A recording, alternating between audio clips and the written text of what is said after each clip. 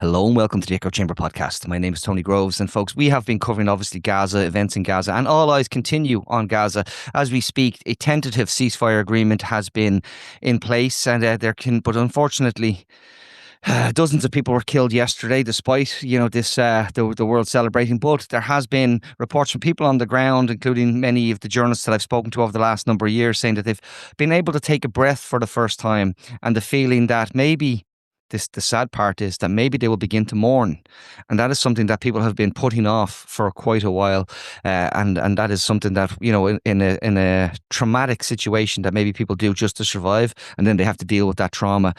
Speaking of trauma, here is someone who I've known for quite a while, and I'd love to say, actually, no, I'm the person who causes him grief more than the other way around. Comedian, satirist, ne'er-do-well, Corkman, and now returned from the Sumud flotilla following his detainment, abduction at sea in international waters, illegal abduction at sea in international waters, while part of a humanitarian aid campaign to break the siege.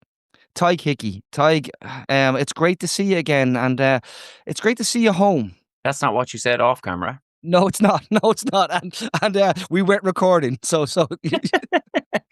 No, thanks for having me, bro. And the reason I reached out to you as well is because I tried. So I'm back now since Tuesday afternoon, and I've tried to put together a kind of an account of what happened, so that I don't have to do as many interviews with people that I don't respect.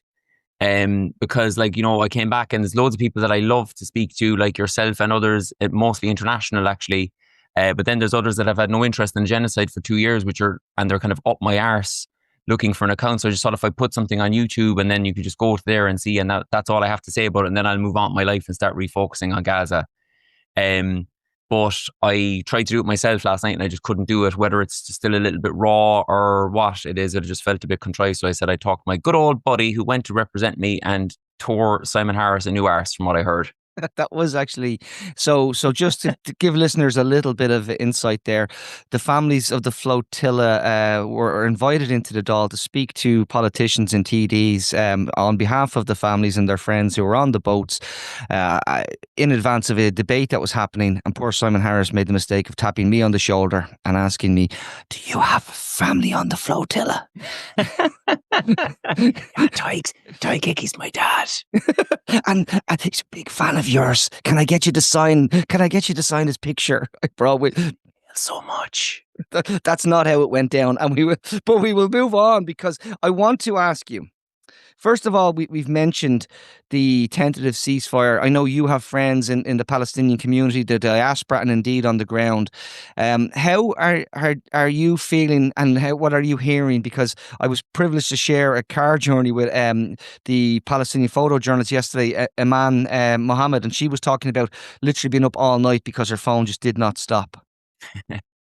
Yeah, but I suppose, I would obviously will let Palestinians lead it. Like, if Abu Bakr and other buddies of ours who are saying, like, this is great, and we're getting a chance to breathe, let them lead it, I suppose. I wouldn't be coming in too hot and hard as an ally saying, oh, I'm very cynical about this, like Donald Trump and Netanyahu are leading it, so it's obviously going to go nowhere. I mean, for the tiny little faintest little dash of hope that Palestinians have at the moment, like, I'm certainly not going to, dismiss it.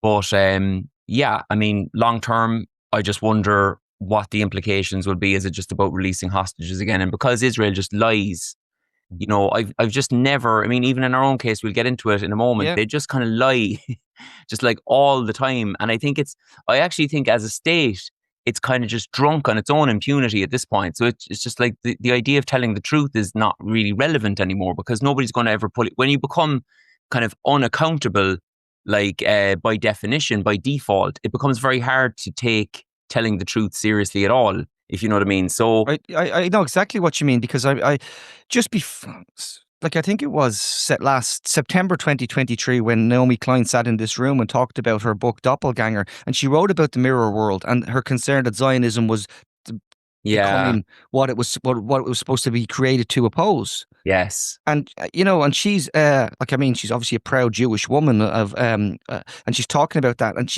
that was pre October 7th and then the 2 years of genocide. So, so, so we will get to it, but I want to frame it in a way that maybe I'd like your reaction to. The morning that you were all taken and Greg Stoker brought the US veterans boat, brought them on a merry boat race around the Mediterranean by somehow evading them for several hours, and all sorts of the chaos went on. I woke up and I said, Israel will never be as popular as it was last night. It's just deeply unpopular. And every day it goes on, this is deeply unpopular. Yes. And that was the success in the failure of the Samud flotilla, Tyke. I put that to you. Yeah, that's a good way of putting it. I mean, because we came face to face with them as well, and you're instead of like 4 or 5 or 6 people bringing home accounts, you're talking about like 400 or 500 people bringing back their stories, and some of them are parliamentarians and journalists, and maybe if you didn't trust my testimony, you might trust Rima Hassan's testimony, and I actually think the design of the whole thing is very clever because it puts enough people out there where you get this collection of data when they come home, and also you're getting lots and lots of white people. So I'm very aware that there's people interested in this story because I was taken captive along with lots of other Irish people and lots of other white people.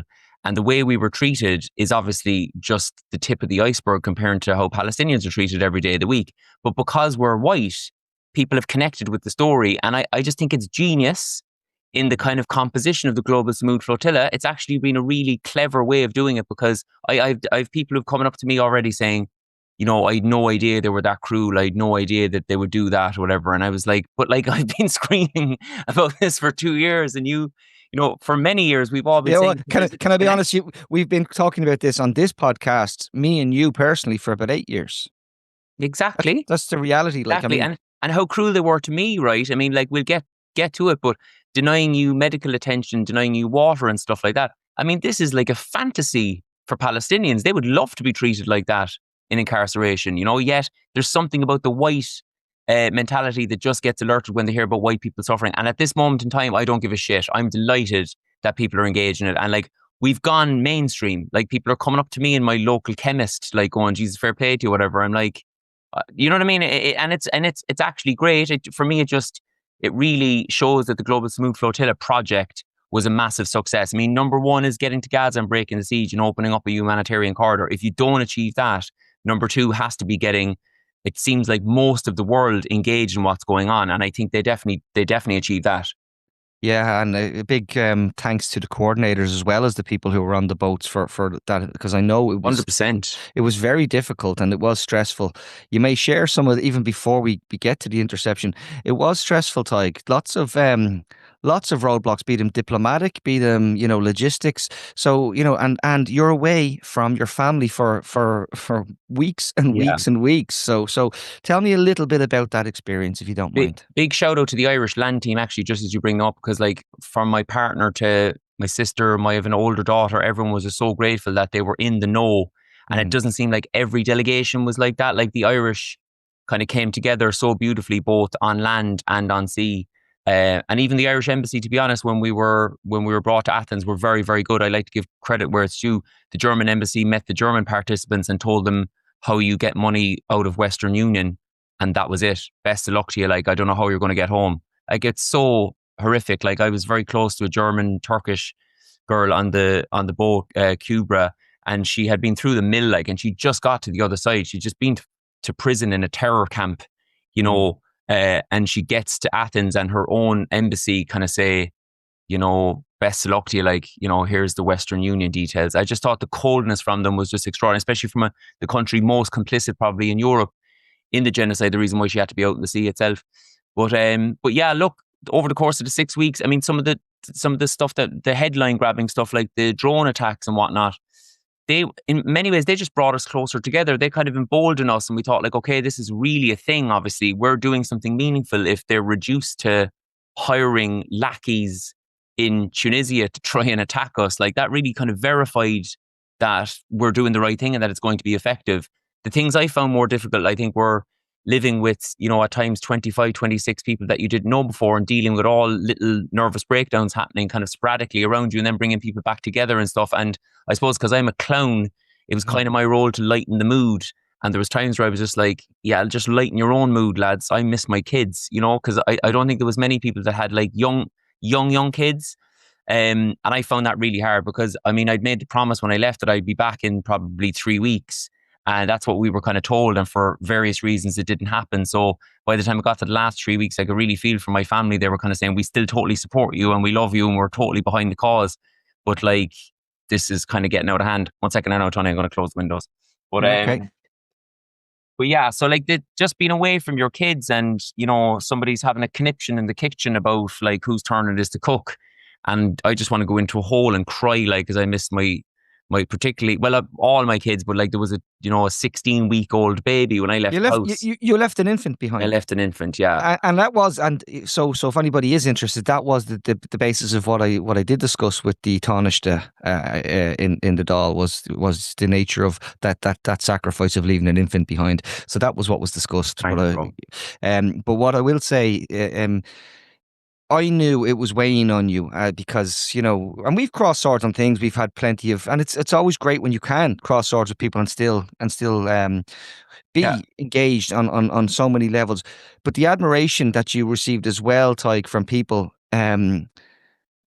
within Ireland, because it's fair to say that you have you've been blacklisted in many ways. totally, Yeah, totally. yeah. But you've stuck to your guns and you've literally gone through it now, and you've been and then you're sitting there, and famously you're sitting there with the video, and there's Tig with his hands up on the Matiki boat as you're being boarded, and everybody's watching this, and it's you don't need legacy media to see this. It's the social media is much bigger now. It is more dominant, and we're watching this in real time and going, okay. And I had said it to you, I said, this is really real, and even Yeah, when I said it to you, and I don't know if I believed it and you believed it, but all of a sudden you're face to face. What was that experience like from the moment when you said, okay, they're coming? The pirates are coming, I think, is how you yeah. referred to it. When people see the pirates, I think of the animated series, the like Wallace and Gromit guy saying, I know. ham night. This was very much not ham night type. No, Pirates is probably too cute for them, all right, to be fair. Um, but yeah, thank you for that little intro, letting everybody know that I'm blacklisted, which is true. I don't care in the nicest possible way. I don't respect a lot of the people that have blacklisted me, and I don't respect their work. And I think if there's one thing people probably know about me at this point is that like I am authentic enough in my views. I make mistakes, absolutely. I make mistakes. I make piles of mistakes, but I know why I was on the boat, and it wasn't to deliver weapons to Hamas. I don't know anyone in Hamas. If there's anyone in Hamas listening and they want to reach out and they want to get to know me, that'd be great. But I don't know anyone in any of the resistance groups in Hamas, and I wasn't on a selfie trip either. If I wanted to boost my visibility on Instagram, I can think of a few safer routes than ending up in the clutches of the most unpredictable psychopathic army the world has probably ever seen. So I knew why I was there. I was sleeping okay at night, and so far as you can, with loads of lads around you farting and snoring and kind of crying into their pillows, wanting to go home. So the moment of interception, I knew that we had done what we had planned to do. I knew that we were going to be non-violent. I'm actually very good at taking orders when I believe in why we're doing the thing. You know, I could actually see myself slotting in a military life, not too bad, to be honest, because I respected why the orders were non-violent. We're obviously not going to beat up the IDF and everyone's going to get killed. And also, it's not good for the PR to be in any way confrontational. I was the first person taken away on my own. And I didn't even feel intimidated at that point because I looked into the eyes of the commandos who came on the boat, and I didn't see the ruthlessness in those eyes. I just saw, actually, in the case of the guy who searched me, I saw a scared little boy. He looked about 19 or 20 years of age. It might have been his first interception. And I'm also not one of these people, Tony, that thinks every Israeli who walks the planet is an evil, psychopathic monster. I think propaganda is a hell of a drug, and I have some compassion for young kids that are forced into conscription when all they've heard for their whole life is anti-Arab agitprop and propaganda. I understand, maybe I don't sympathize with it in any way, but I understand where they're coming from when they grow up with this siege mentality and they have to defend Israel against all odds. Yeah, I there is a victimization narrative which doesn't fit the yeah, reality, and exactly. and we have to be very clear on that. That does not mean that there's not, of course, there's good people in all societies. But there's arseholes. There's even, as a man told me yesterday, there's even arseholes in the Palestinian society. You Of know, there's no, course, I've met many of them. I've met many of them, but and you wouldn't have it any other way. And actually, my friend Habib in yeah, who works in his cafe in Cork, which is the best cafe ever, he was the first to tell me that. He was just like, "Buddy, it's lovely what you're doing and stuff, but like, we're not all saints. Just be yeah. careful. Like, there's as many will shaft you, like as Irish people will shaft you. But anyway, But so the phone goes overboard. yeah, Um, phones are gone. Phones are phone, gone, and phone, and I'm they're now bored. taken Yeah, to the you're now top of the taken. boat. Yeah. He's going through my clothes. He's asking me, do I have any weapons? Then I sit. You're supposed to have your hands like this. I forgot. I just walked up to him just like a normal lad, like as if I'd meeting him on Barrack Street in Yeah. Cork. And because he was so scared, though, it was like it just felt weird to hold my hands up to a 19-year-old Israeli who was like potentially going to shit his pants. And then we're all just sitting at the edge of the boat. We have what's called a light interception. Some of the other interceptions involved commandos coming on, tie wrapping people, forcing them to sit in the sun, asking them to look towards Tel Aviv, the capital of the Middle East. It just depended on what level of psycho or how many, like what amphetamines the lads had taken before they came on your boat. That's the way it seemed to me. We had a light one. We were told to go downstairs. We could make tea. We fell asleep while they idiotically tried to commandeer the boat and bring it to Ashdod. I think it took them about 12 hours. It should have taken them about 6. Mm. And our captain had to come up 2 or 3 times because they were after burning out the engine. They were just hapless kids, like and this becomes a theme, right? So there's this sinister, sadistic element to him, absolutely, which I'm going to come face to face with very soon, as soon as I get to Ashdod.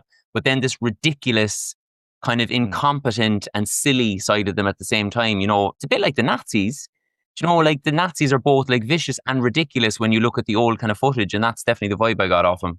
But that's we've seen that over the course of the genocide, whereby, in videos from the resistance, where people Yeah. who have the best weapons in the world, like the most highly um best technology in terms of killing machines in the world, but they're just kids. And then Yes. they come to face with a guy who's had military training, but is Yes. probably wearing a pair of flip flops. And but he's more able for the terrain and more able to use it. So they are, and that's not.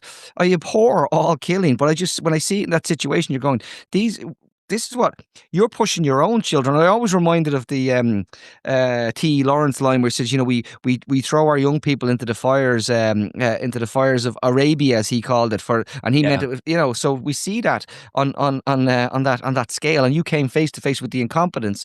But then you're moving to Ashdod, which is where they always bring people, Yeah. but the promise was hanging in the air there, because before you got on the boat, he said, "I'm going to put you in terror." Itmar Ben Gvir said, "I'm putting them in a terror prison, Yeah.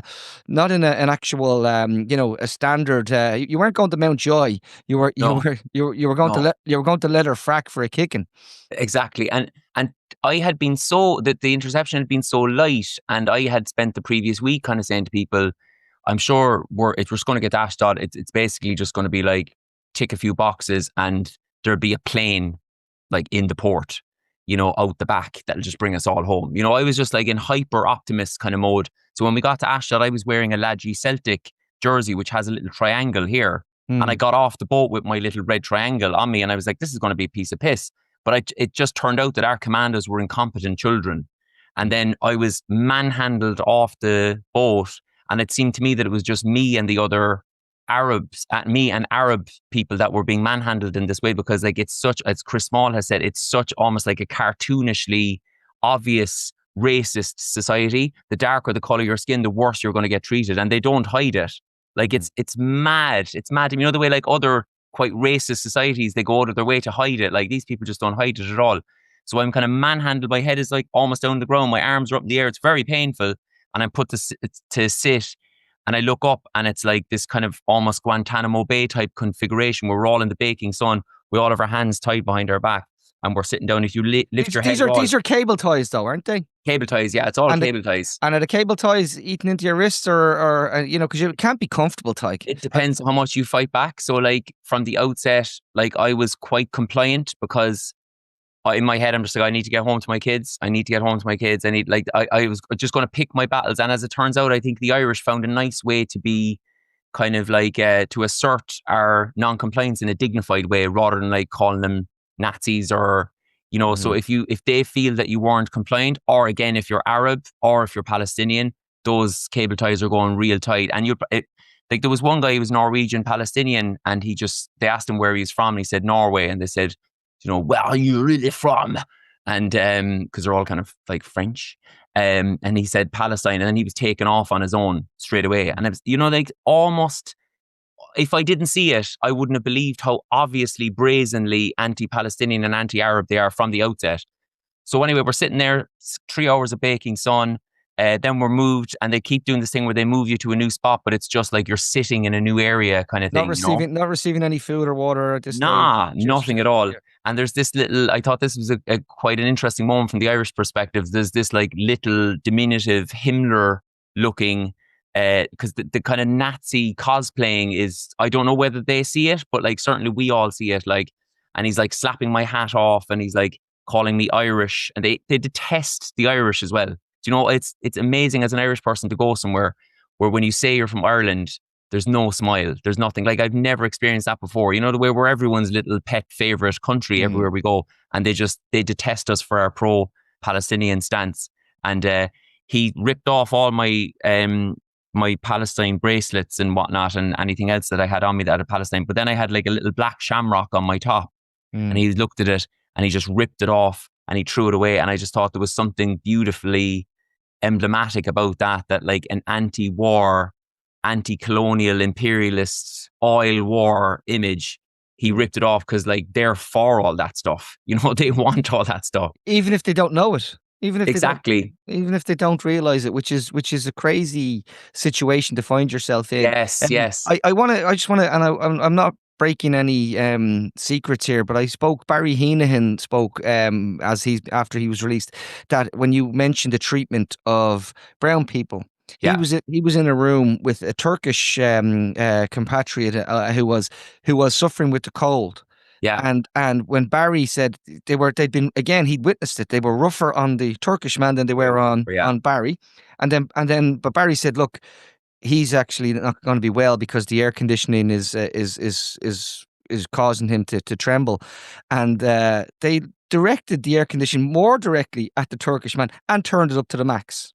This, like, and do you so, know what I mean? It's like, but by Barry speaking out, the punishment got worse. Yes. This is what I'm saying. Like, it's like this kind of silly sadism. It's almost like it's like Israel is run by a really poorly behaved 12-year-old child with like a lot of resentment about how the world works. It's like this kind of petty, oh, you don't like the cold? Here's loads more cold. This kind of crack. Like, so we're about 6 hours into this holding area anyway, which is like this kind of Guantanamo Bay theme park effort. And I'll tell you one little light moment. So Greta Thunberg, who's being mistreated, like they're quite a small people. I'm not a monstrously tall man, as you know. I'm only kind of coming in around 5'10", but these have to be the smallest, most like little Hitler-like people I've ever seen. Like small man syndrome on a kind of a national scale, right? So there's this little small guy who's like bullying Greta, and then they put her into the corner and they stick 2 Israel flags next to her, and one guy is like, kiss the flag, and then the other guy's like, don't touch the flag. And they're just like, it was actually funny because there's like, they've run out of ideas, they're contradicting each other. And I looked over to Greta and like, I just had my head slapped. So I was like, I don't want to, make myself too known to them. Also, I'm paranoid out of my arse that they're going to recognize me and they're going to give me the Hezbollah treatment. So I'm kind of like just keeping my head down, like, and but anyway, I just glanced over to Greta, just to offer some solidarity as she's being like verbally and physically abused by these absolute psychopaths. And she looks over to me because we spent a little bit of time together. We got on really well and we did a sketch and stuff. I saw that and it was really disappointing that you went along with the Bows jersey thing, but go ahead. It's all we had. And she looks over to me and she just goes, and then put her head back down again. In other words, like, just laugh at these people. Also, she was kind of offering me solidarity in a way because she'd been through this charade before, whereas I hadn't. So she was basically laughing as if to say, this is fine. They don't actually have they can't do anything meaningful. Like, they're just trying to scare us, So anyway, I'm trying to speed through the deets now, but just for people who are looking for the details online, like we eventually get processed. They throw every Palestinian image you have. Did they immediately ask you to start signing paperwork that says you've entered Israel illegally? Yes. So as soon as you get in, you kind of, they make it feel like if you sign and offer some sort of culpability Mm. that you're in for the good times, then like, but my gut was just telling me we're all going home at the same time. I don't know. I'm not making myself out to be a soothsayer or whatever, but I was like, is there going to be special flights for people who've just decided to sign today? So Mm. I don't know any Irish person who signed.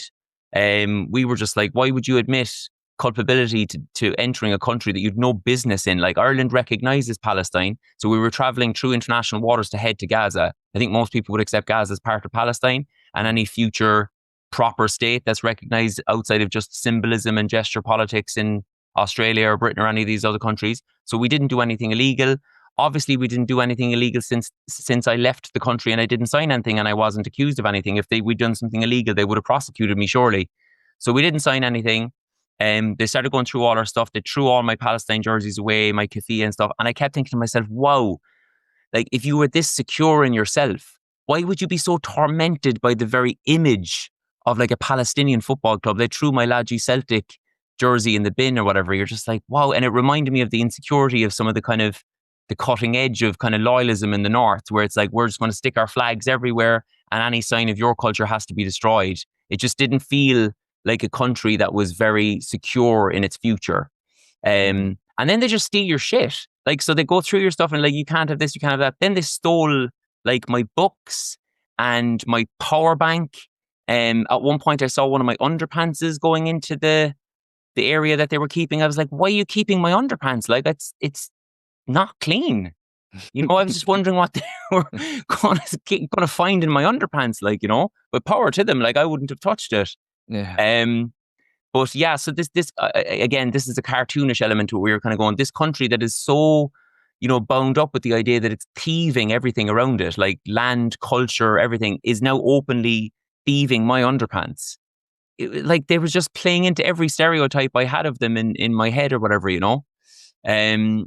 So what else? So yeah, so we have the processing, and then you get this moment where like, okay, this guy isn't signing anything, he's not behaving, so no, it's prison time, and they bring you out into the back. There's a prison van there, and then again, to silly sadism, they put a blindfold on your head Mm. before you enter the prison van. Now, Tony, I already saw the prison van. I knew where I was going. I think blindfolds are more effective when you've no idea where you're going. But I just Yeah. went straight onto a prison van with a bunch of other scallywags. And there's about 13 or 14 of us on this tiny little prison van.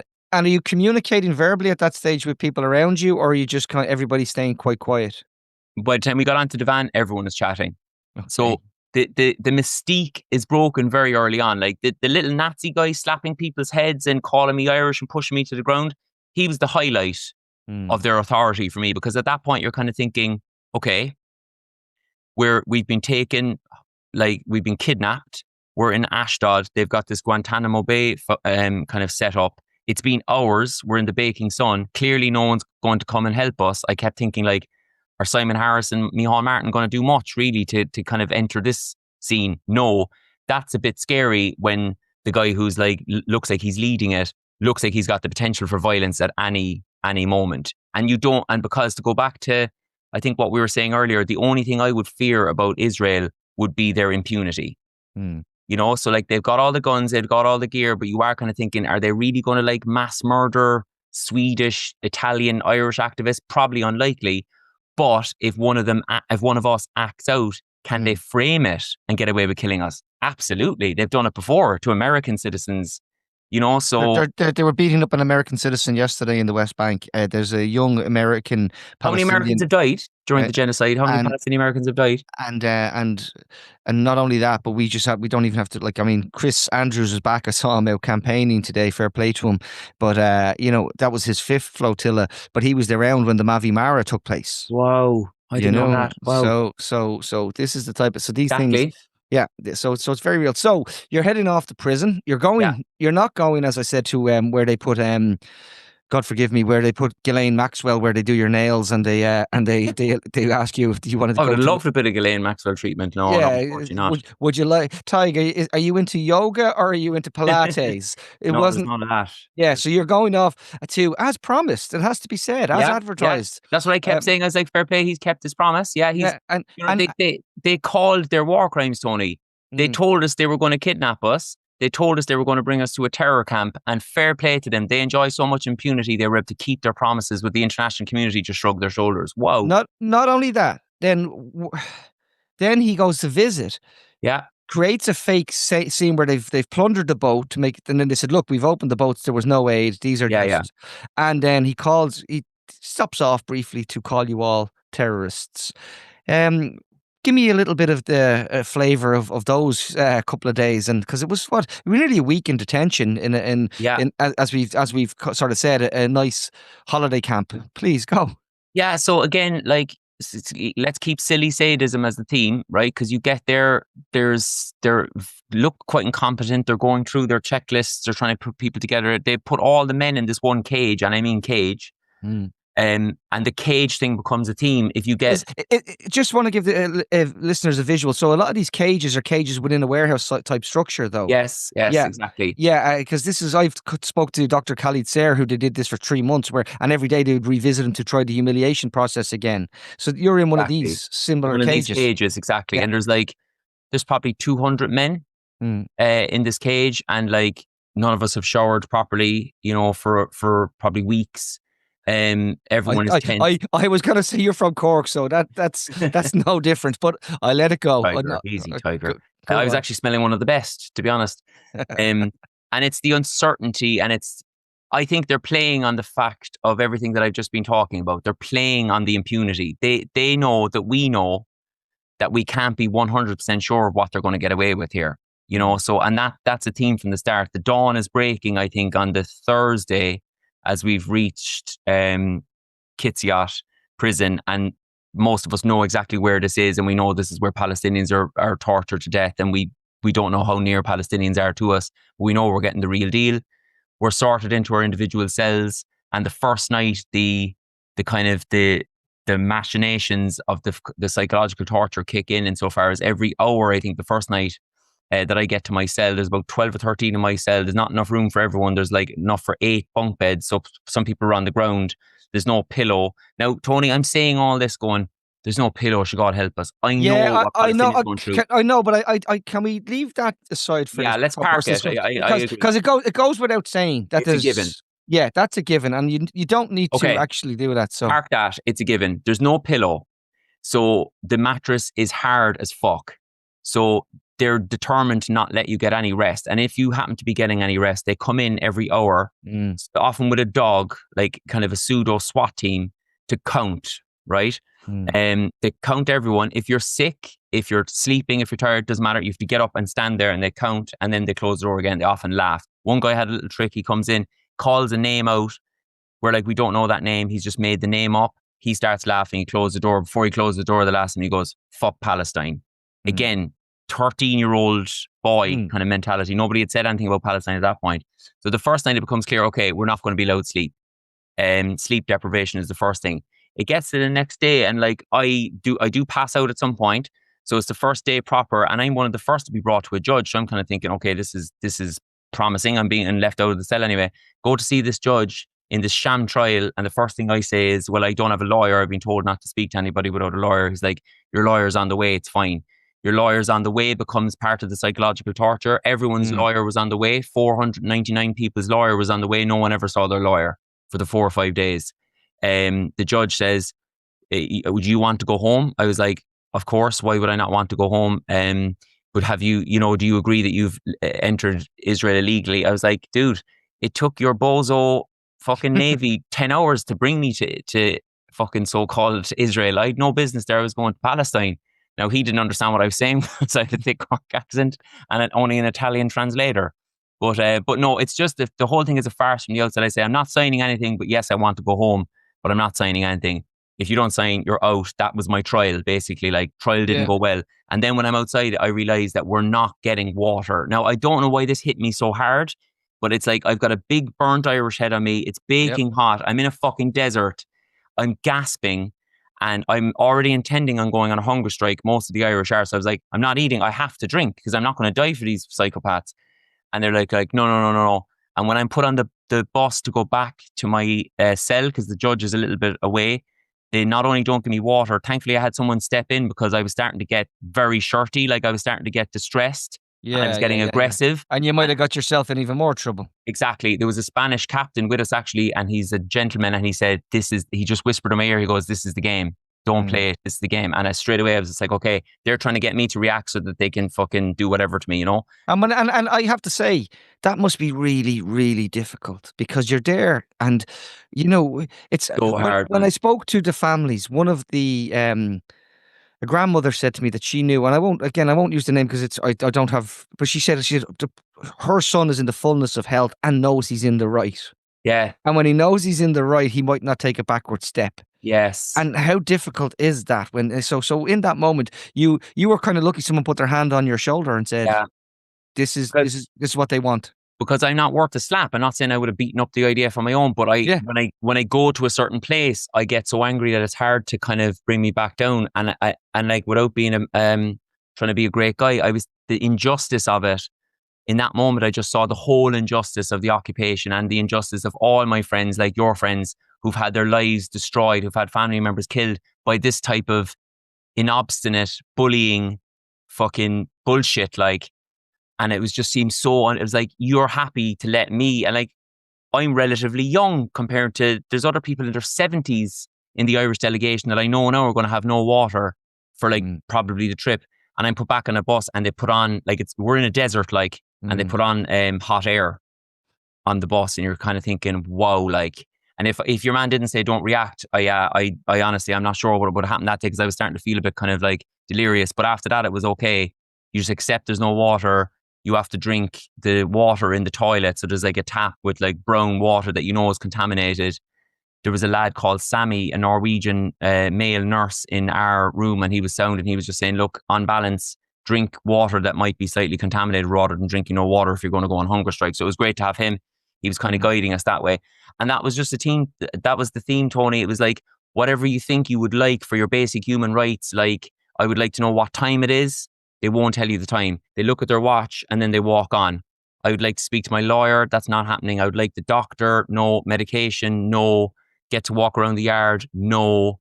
One big example I can give you is like Paddy Kelly, one of our, most senior, one of our most adored participants from the Irish delegation is diabetic. He needed his mm, insulin and like not him because he's just too humble and dignified, but his Algerian and Tunisian colleagues in the cell were slamming the door going, this man needs his insulin. Like, and then it became our whole wing were going insulin for 16. It was pretty much causing a riot to eventually get the Israelis to come down. And instead of bringing a doctor, they brought SWAT teams with guns, sticking guns into our cells. They burst into our cell with a dog, just a muzzled dog screaming and roaring at us to shut up. And there's no doctor coming. And I quote, we don't have any doctors for animals. And in that moment, I thought, if you don't care about Palestinians, like if you're in Ireland and you don't care about the genocide, you must still surely care that a 75-year-old man who spent most of the last 10 years of his life running summer camps in the West Bank, like the most humanity of any human being I've ever heard in my life, being treated that way by this rogue state. Like, do you not care even about Irish people? It just broke my heart. I was like, how dare they like treat this man like this? And that was the next few days was just like, and because we were kind of a naughty cell, there was a lot of people acting out in our cell. I never got out of the cell again. I never left the cell again. So it was just like 2 or 3 days with a bunch of lads. Nobody had no showers either. They offered us a shower on the last day, which was a complete sham because it was mm. like, let them look a little bit more normal so that we can take photos of them at Yeah, the airport. when they're being dispatched, they'll look a little bit more less Exactly. dishevelled. And Yes. those last few days, the psychological impact of this, you're sitting there, I think there's a human rights group that's eventually getting access to talk to some of the participants to talk about what's actually taking place. There's consular assistance is going on through other there is Yeah. talking about talking going on in the background. You're not privy to any of that, no? No, and like with the Irish consul rep, we saw this guy Evan was very like well-meaning, very nice guy, honest, but I could see that he was rattled like as much as I was rattled. So he didn't have access to his watch because he wasn't allowed to tell us the time. He didn't have access to his phone. So like he was almost like as captured as we were in the moment. So I didn't trust it anything. I just told him to tell my partner that I was okay and that conditions were tough, but that I was fine. And Mm. I couldn't be sure that he got that information out. But he And there was did no, actually. yeah, he did. As it turns out, he did. And I was very grateful for that. But when I went back to my cell, I kind of thought to myself, well, every single thing that we have asked for, we haven't gotten. So how do I know that he's gotten that information out? And the toughest thing for me was like, I have a 21-year-old daughter, my partner, my sister, my young kids. I was thinking if they have no knowledge of what's going on with me, they're going to be driven demented at the thought that I'm after being cheeky or something. And now I'm being like absolutely tortured. Mm. That was by far the toughest thing. If I'd have just been able to tell my family early on, look, it's tough. They're treating us like, I was going to say common criminals, but way worse. They're treating us like terrorists who don't deserve anything at all. But I'm fine. That would have been okay. But it was the psychological warfare of like, nobody knows that you're here. And that's obviously very deliberate. You can't get messages out to the outside world or whatever. So, Hey, well, I want to say again, this is for listeners' benefit, or people are going to watch this on YouTube. The idea that a Irish diplomat went in and he was taken down 4 pegs before he could even speak yeah, to you. So that shows it comes back to the level. You don't hesitate. I don't hesitate to say you were abducted or kidnapped. Barry yeah, Heenan himself said, if you're watching this, I've been kidnapped. yeah, But every statement out of the Irish government said, release our detainees. yeah, yeah, yeah, yeah. Of Language matters, Tyke. course it does. Yeah, And it's when language like that is used, it's used to minimize it's the phrase I use all the time. They want you to ignore the obvious and accept the preposterous. yeah, yeah, yeah, And yeah, so they like ignore what's in front of your face, but accept this preposterous narrative we're giving you. yeah, So you're enduring that, and then you're thinking, you've an infant child, you've a lovely family behind you, you've a daughter who you're an adult daughter who you're yeah. very proud of, and you're worried about the impact of that. Are you still in the cell itself? The people you're talking to, is it like because you said about the stress of the 6 weeks at sea? How does it compare and contrast to that kind of feeling now? Because you're going, is this going to be another day, or is this going to be the last day? And how are people? What's the dynamic like within that cell? Well, I think most of us, you know, prison was a rude awakening because I thought I was going to Mountjoy, as you Mm. say. Like, I thought I was going to somewhere where, like, I was going to follow in the footsteps of my Republican friends in the North and I was going to start reading Dostoevsky. But actually, when I got there, I realized, oh, there's nothing. Like, you're going to get no base. And we're being actually treated by terrorists. They're constantly calling us terrorists.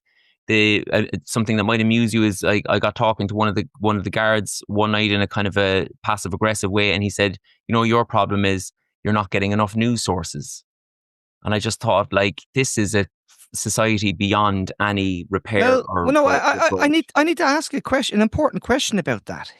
There is still an argument to be made that if you pick up Haaretz, you'll get a better pushback on what Israel has done in the genocide than you would if you were to turn on RTE. Of course, like, what I wanted to say to him was like, dude, when I get home, I'm likely to be asked about Hamas.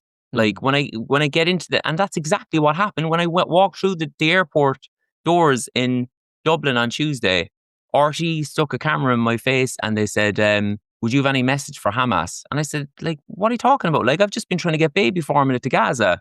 I've Mm. just been locked up there for about 5 days. I'm just here to see my family. You're asking me, do I have any message for a Palestinian faction during their own live stream genocide? So that's the type of media that he's talking about that apparently is biased against Israel. So there was just that. I just think they're beyond, and it was so weird, when we were being processed, to watch them laugh and joke with each other. And there's moments where you kind of start to humanize them. Again, a lot of them are very young, but then when you bring up Gaza, their faces drop, and it's like, one or two of us was just like, what do you think about what's going on over in Gaza? And he was just like, you can't believe the news. Mm. There's no people are hungry, but there's no famine, and we don't kill babies. They kept saying that. So they know this. And actually, for anyone listening, like, the baby killing label is hurting them for sure. Like, that gets them, like, and they were like 2 or 3 times people were like, we don't kill babies, we don't kill babies. And then what they do for us is when we're sitting in our cells all day, they put on October 7th propaganda on the TV outside. Now, it took them about, I think, 10 to 12 hours to set the TV up. We may not be getting their best people, the chosen people, but they put on October 7th footage with this like impossibly awful kitsch music. That's all I could hear because, like, you can't actually see it unless you go and stick your head out the bars. And they think that somehow we're going to watch that footage and we're going to think like, okay, we've made the wrong decision by trying to smuggle baby formula into Gaza. Like, there's nobody who's incarcerated doesn't acknowledge the suffering of Israelis. You know what I mean? It's like we have compassion for everyone. They have a completely black and white view in it, which is like either you're with us or you're with like the people who are trying to kill us, and there's Yeah, nothing but in the but middle. but but I mean, like even this, the fallacy of the idea of the two-state solution when it's impossible. If we accepted a two-state solution today, it would still require occupation because it's so broken up. They are worse than the South African Bantustans. That's the reality, Exactly. and no one Yeah. wants to say that out loud. So like my friend Mohammed Shihada writes beautifully about a one-state solution with all people with equal rights under law and based on international human rights. So Yeah. but people say, "Oh, you can't say that." Of course you can. You should not only can you say it, you should say it. You should. I don't know many Palestinians that don't support that. I don't I can't think of any Palestinian who's talking about a two-state solution these days. Can I then? When do you find out that you're going home? Well, like you've got 3 or 4 days of like them literally spitting in your face. They spat in Tiago's face. Can They I ask you called us about just terrorists. were you were did many of them recognize you, or did you get singled out because of your really bad attempts at humor? I like it oscillated. The little Hitler guy definitely knew who I was. Who dragged me? He was with the guy who dragged me off the boat, and then he started calling me Irish and pulling me around and pulling off my badge and stuff. But like I just kept my head down and Mm. was as obedient as I could in the first 24 hours for that very reason, because I was like, as much as I want to make a great stand here, I know that I have an absolutely traumatized, terrified family at home and I just need to get home to my kids. So I think I got lucky. Maybe I'm not as popular in Israel as I thought I was, to be honest, as well, which is or great. or or But as unpopular as you'd like to you be. know, but yeah, so we have a few days of like, just to get us, just to give another quick snapshot of like Tiago, there's somebody spits in his face, called terrorists constantly. Paddy Kelly, who I mentioned earlier, was denied his insulin. They burst into his room at 2 o'clock in the morning, handcuffed him really tightly, handcuffs now, not cable ties, handcuffs.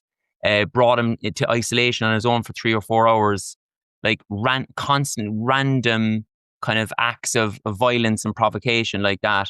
And then one night, weirdly, you start to get into the mentality then as well of, okay, I've got to accept this however long it goes on. I was threatened with 10 to 20 days at one point, and I'm kind of thinking, okay, 10 to 20 days not eating, not showering, not having water, and trying to deal with the fact that people are having nervous breakdowns in my cell constantly.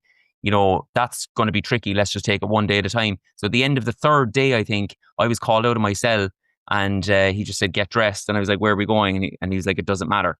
So like literally, Tony, I'm walking out of the cell. I haven't had any yard time. It's the first time I've seen the yard in 2.5 days, which Mm. again, I think is a human rights violation. Yeah. I don't know if I'm being brought to a wall to get shot or whether I'm moving to a new cell or whatever. And as it turns out, I was moving to a cell, and in the cell there was 2 or 3 Irish. I had no Irish in my cell before, 2 or 3 Swedish, 2 or 3 French. And I was thinking, oh, I wonder what this is, because we'd heard that the Greeks had chartered a flight. And I was like, the Mm. Greeks have chartered a flight and they're getting some Europeans on it. So that's when we first realized. And then we were gotten up in the morning at 5:30 again. Nobody slept, no pillows, etc., etc. I'm just about to go for a piss.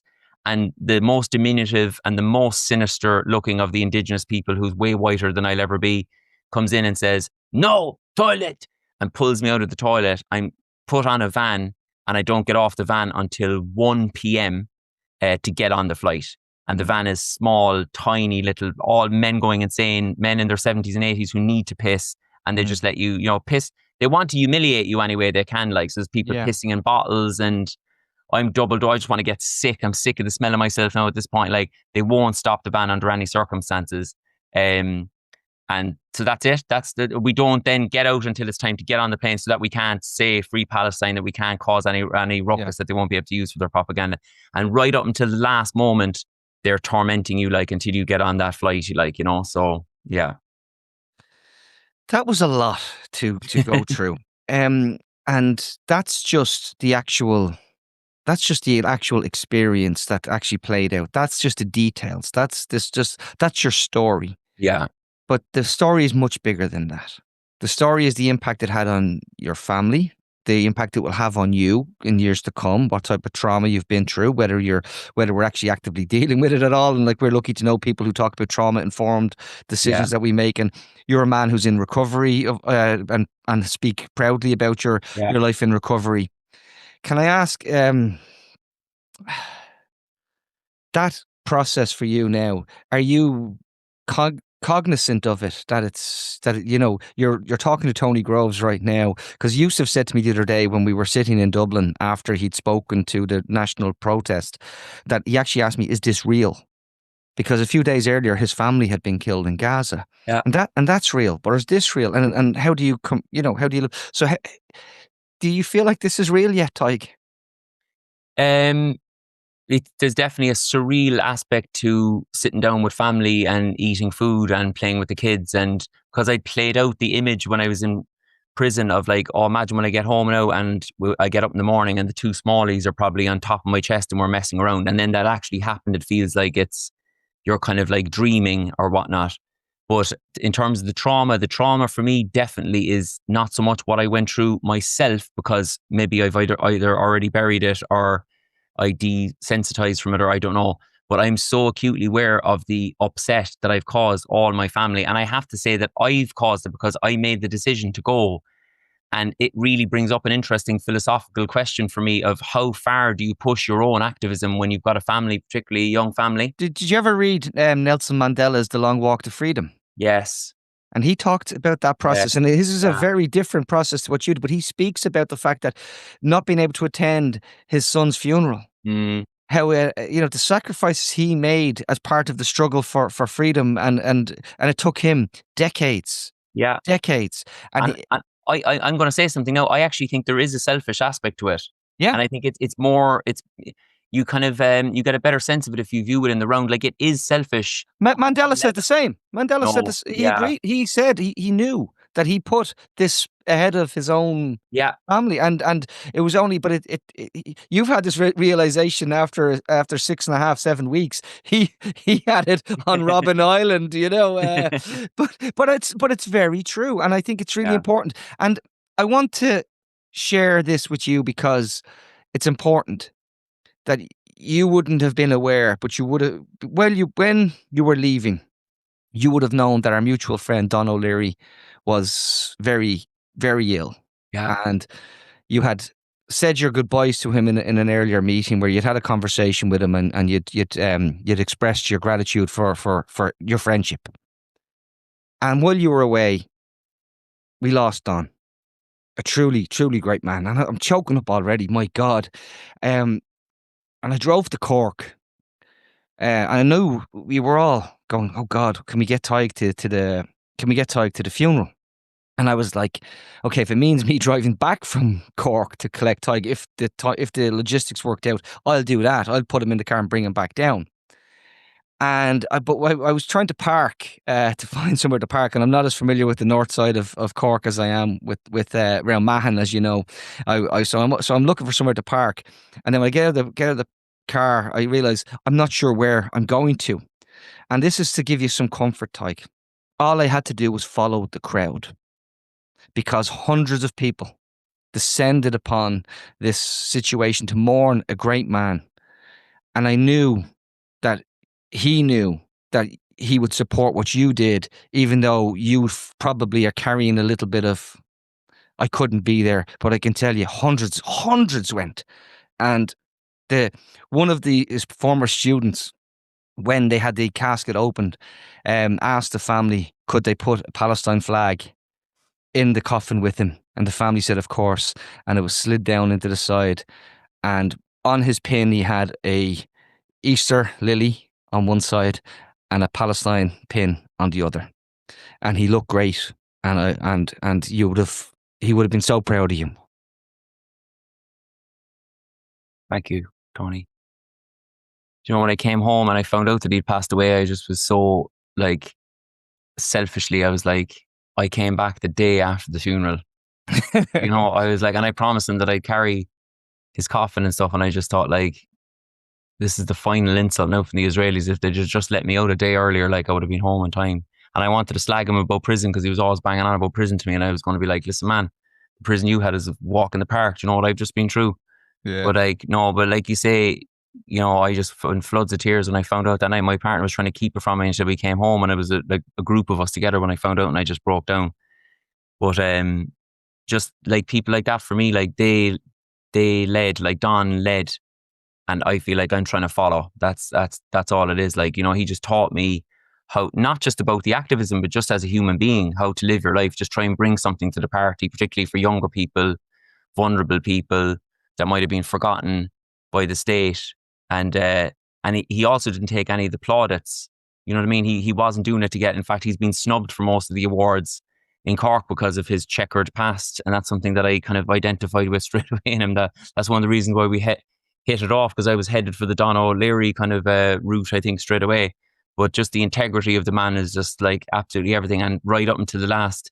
I actually met him twice before I left, and on both occasions he spent most of his time talking about the kids.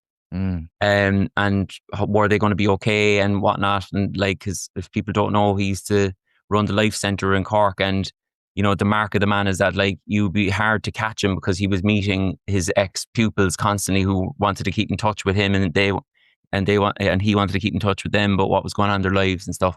He was talking about the kids, and he was talking about Palestine. He was talking about what was going on in Gaza. They were the two last conversations I had with him. So yeah.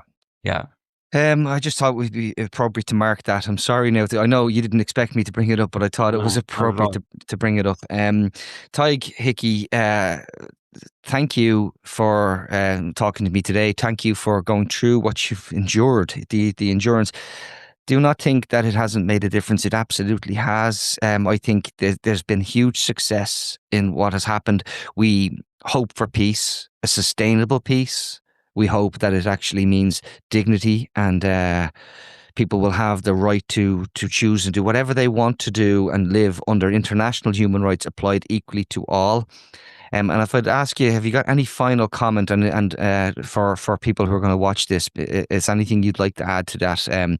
Other than don't be too don't trust too much of your Irish media sources, but please tell me what would you finally like to add? Well, I just want to add at the end, like, you know, I understand that people are busy, and a lot of people are like the working poor, which I came out of myself. And sometimes you're just trying to get by, and you're not as engaged as what's going on around the world or in Palestine or wherever. But even if you're not engaged in Palestine, just reflect on how you feel that Irish citizens, most of us older, most of us women, were treated like just the lowest of the low, like paraded around as terrorists, taken out of our cells, guns pointed in our faces, denied medication, denied doctors, denied consul support, denied lawyers, denied any basic human rights you can think of. Do you feel it's acceptable or normal that the Irish government allows us to have really strong relations with that country to this day, a roaring trade with that country, when they hate us, absolutely hate us, treat us way worse than animals? They don't have any doctors for animals, they tell you. And that still we have, you know, the use of our Shannon airport, particularly for American military to transport the weapons to continue the extermination. Just imagine that it was Iran or Russia that had sent their forces to abduct Irish citizens in the middle of the night and brought them to a terror camp with no communication with the outside world. What do you think the Irish government's response would be? So if you don't care about Palestinians, please, even for the people in the far right who say that they're just trying to protect Irish civilians and Irish women, loads of Irish women have just been to jail in Israel for five or 6 days for trying to bring baby formula to Gaza. Please stand up and let's break relations with this absolute stain on Ireland's diplomatic record. Thank you so much for your time. And folks, we'll be going back. Actually, delighted to say Palcast host Yusuf Al Jamal will be rejoining me in Dublin, and we will be having a conversation that we'll bring to you guys as well. Thanks so much for all your support. Thanks for everybody listens, likes, shares, and recommends us to your friends. But we will talk to you all very, very soon. Take care. Bye-bye. Thanks, Tony.